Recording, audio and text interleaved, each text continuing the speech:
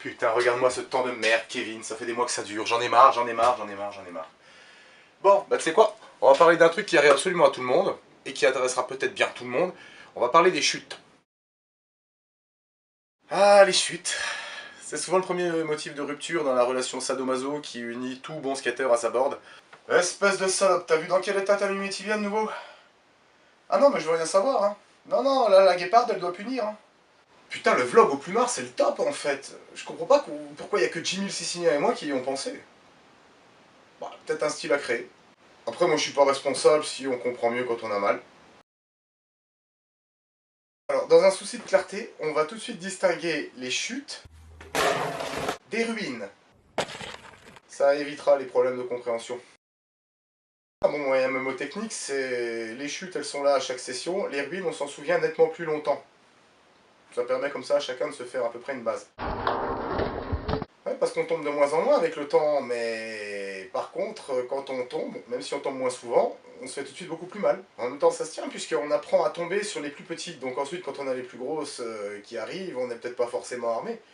Encore que des fois, on peut se ruiner sur des trucs complètement bidons.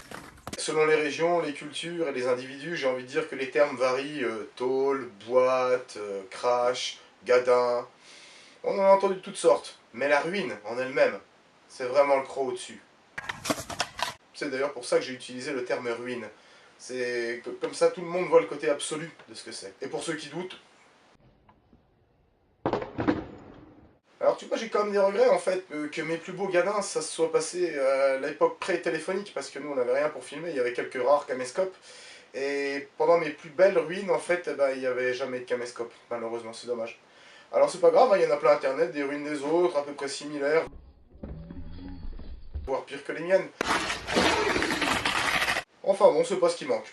Et contrairement à ce qu'on croit, en fait, les plus belles ruines arrivent souvent sur des tricks qu'on maîtrise très bien.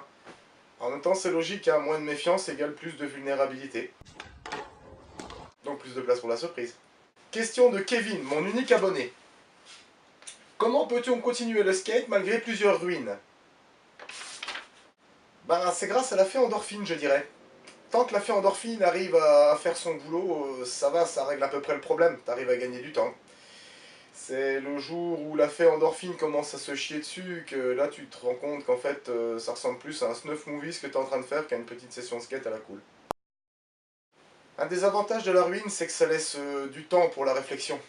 Ça s'appelle la convalescence. T'as le temps d'y repenser, de réfléchir et surtout de te faire chier.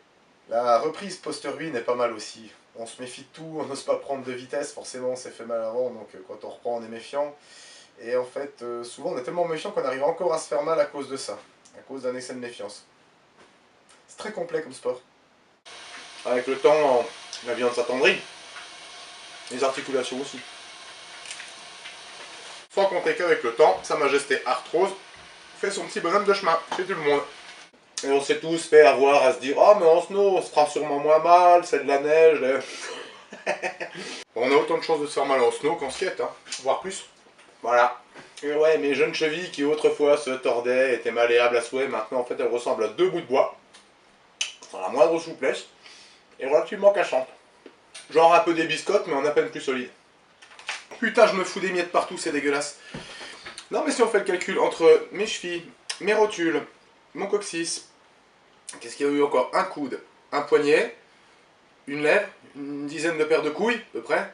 Ouais, j'ai de l'ardoise. Tout ça mis bout à bout, c'est sûr que... Ça reste une belle ardoise, ça reste une belle ardoise.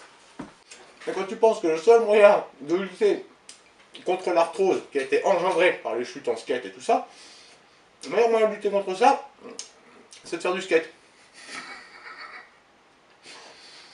Alors bon, foutu pour foutu, quitte à se faire baiser, ben autant au moins s'amuser. Hein.